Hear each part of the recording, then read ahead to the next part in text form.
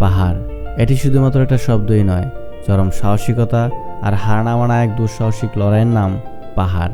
দূর থেকে দেখলে এই পাহাড়কে স্বর্গের মতোই সুন্দর মনে হয়, আর কাছ থেকে সেই পাহাড়কে জয় করতে গেলেই সেই স্বপ্ন দুঃস্বপ্ন পরিণত হয়।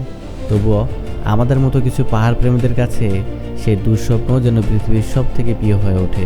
আমাদের কাছে পাহাড় শুধুমাত্র একটা জায়গাই নয়, ইটস অ্যান অ্যাডিকশন। পৃথিবীর অন্য সব কিছুর অ্যাডিকশন এই পাহাড়ে এসে কাটিয়ে ওঠা গেলেও এই পাহাড়ের অ্যাডিকশন ছাড়ার মতো কোনো শক্তি এই পৃথিবীতে আর নেই।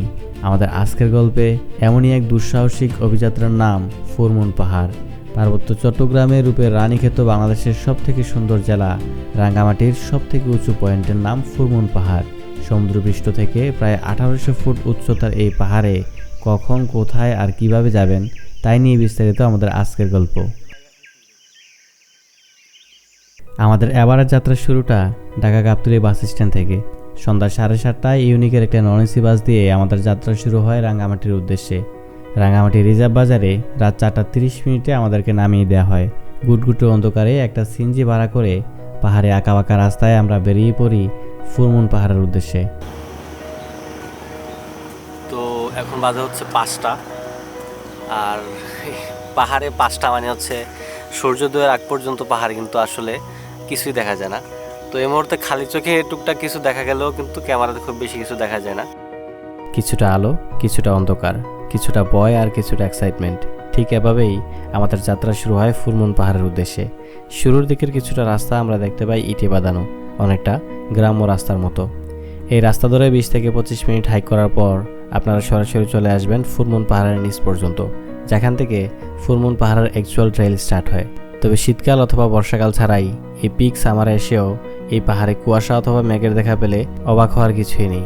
This is the magic of nature. তো আমরা এখন যে সময়টাতে আসছি এটা হচ্ছে প্রি মনসুন, অর্থাৎ এখনও বৃষ্টির দিনটা কিন্তু শুরু হয় নাই। তো এই জন্য হচ্ছে এখানে যতগুলো গাছপালা আছে সেগুলো ম্যাক্সিমামই হচ্ছে পাতা নাই, অর্থাৎ উইন্টারে পাতাগুলো যখন ঝরে যায়। এবং পাহাড়ের এই রূপটা একটা সুন্দর আছে, এই রূপটা অনেকটা আপনার ডার্ক রুক্ষ, যেটা পাহাড় ইউজুয়ালি হয়ে থাকে। বাট আপনারা যদি আর 1-2 মাস পরে আসেন তখন কিন্তু আপনারা গ্রিনি একটা পাহাড় দেখতে পাবেন, সেটারও একটা আলাদা সুন্দর আছে। বাট তখন একটু প্রবলেম হচ্ছে কি, বৃষ্টিতে পাহাড়ে ওঠা অনেক বেশি টাফ। আমরা কিন্তু ওই দিক দিয়ে আসছি, দেখলে বোঝা যায় না, বাট রাস্তাটা অনেক বেশি খারাপ। যাইতে হবে এই সোজা, এবং এটা হচ্ছে ফুরমুনের পিক।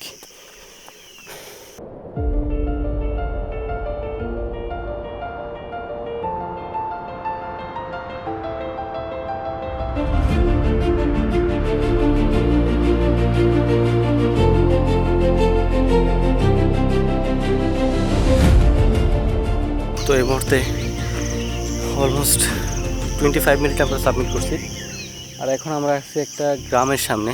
এটা মোরংদের একটা পাড়া, এবং ফুরমুন পাহাড়ে ওঠার সময় মেন যে বড় পাহাড়টা সেটাতে ওঠার ঠিক নিচে আপনারা এই গ্রামটা পেয়ে যাবেন। তো আপনি যদি এই গ্রামটা দেখতে পান, দ্যাট মিনস আপনি ঠিক পথে যাচ্ছেন। Let's go. তবে চাইলেই এই গ্রামের সৌন্দর্যকে এত সহজে উপেক্ষা করা যায় না।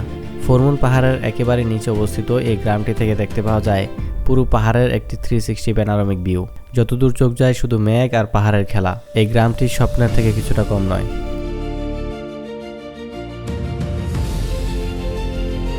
আপনারা এই রাস্তাটা ধরে আসবেন, যেটা হচ্ছে আপনাদের গ্রামের মাঝখান দিয়ে আসবে, এবং আসার পরে এই দিকে হচ্ছে একটা রাস্তা গেছে যেটা একদম উপর পর্যন্ত গেছে এদিক দিয়ে, আর এদিকে একটা রাস্তা গেছে যেটা নিচের দিকে গেছে। এ হচ্ছে আসল রাস্তা, এখান দিয়ে বাইয়া আপনাকে উপরে উঠতে হবে। আপনি চাইলে হয়তো এদিক দিয়ে উঠতে পারবেন, বাট এটা সোজা রাস্তা চলে গেছে, সো এটা খুব বেশি বিপজ্জনক, যার জন্য আমরা যেতে পারবো না। মূলত আদিবাসীদের সেই গ্রামের পর থেকেই ফুরমুন পাহাড়ের মেইন ট্রেল স্টার্ট হয়। ট্রেলের শুরুতে গ্রামটি পার হয়ে পাহাড়ের পিছন দিক থেকে গিয়ে হাইকিং করে উপরে উঠতে হয়। তবে এই মুহূর্তে রাস্তা হয়ে ওঠে প্রচণ্ড খাড়া আর জোরে পাথরে। প্রতিটা পদক্ষেপ আপনাকে অভিঘর্ষের বিরুদ্ধে লড়াই করে উপরে উঠতে হবে। বাট একটা গুড নিউজ হচ্ছে, এই পাহাড়ে হাইকিংয়ের শুরুতেই আপনারা দেখতে পাবেন মহান আল্লাহ তাআলার সেই অপরূপ সৃষ্টি, দূর দূর পর্যন্ত যত দূর চোখ যায় শুধু সারি সারি পাহাড়, আর আকাশের মেঘগুলো সেই পাহাড়কে ঘিরে গড়ে তোলে এক মায়াবী জাল। এই দৃশ্য দেখার জন্য যুগ যুগ ধরে পাহাড়প্রেমীরা বারবার ফিরে আসে এই পাহাড়ের বুকে।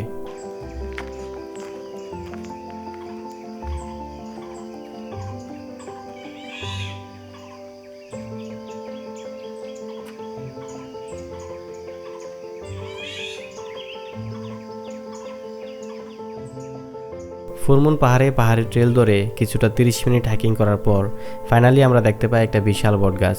যে বটগাছের নিচে বেশ কয়েকটা বেঞ্চ রেডি করা আছে বসে একটু রেস্ট নেওয়ার জন্য।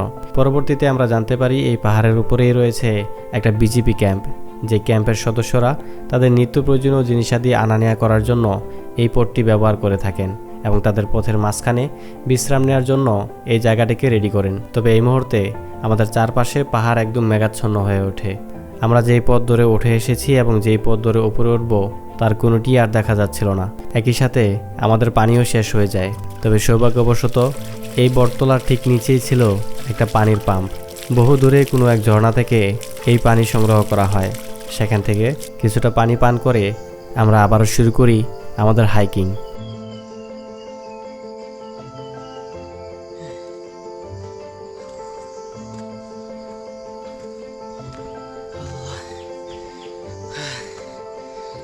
That was just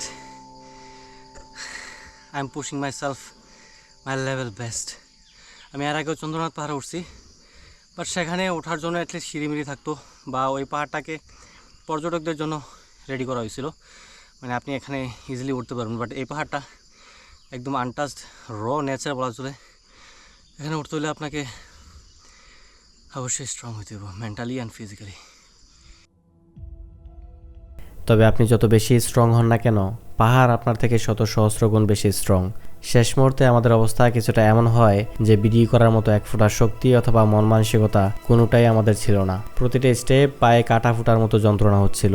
তবে টানা 1 ঘন্টা হাইকিং করার পর হার না মানা এক অদম্য লড়াইয়ের মাধ্যমে আমরাও জয় করে নেই রাঙামাটি জেলার সর্বোচ্চ চূড়া ফুলমুন পাহাড়। তো এখন বাজে হচ্ছে 6:18। আমরা 5টায় স্টার্ট করছিলাম আমাদের ট্রেকিং। সো 1 ঘন্টা 20 মিনিটের মতো লাগছে আমাদের।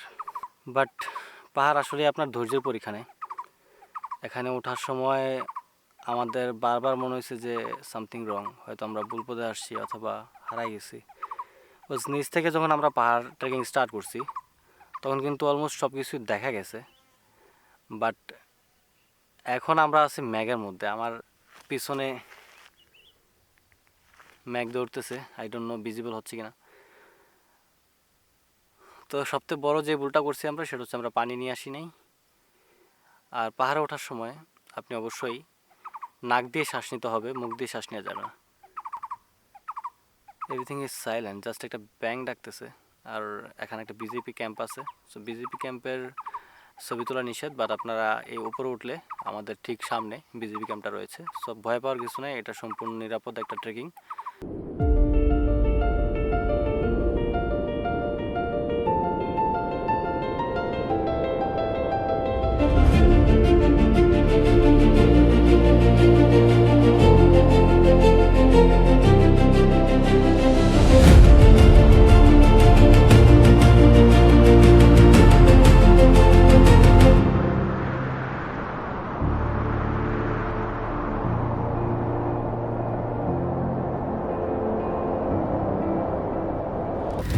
তো কিছুক্ষণ আগে সানরাইজ হয়েছে, এখন বাজে হচ্ছে 7:20। আমরা এখানে আসছিলাম 6:20-এ, অর্থাৎ 1 ঘন্টা ধরে আমরা এখানে স্টে করতেছি।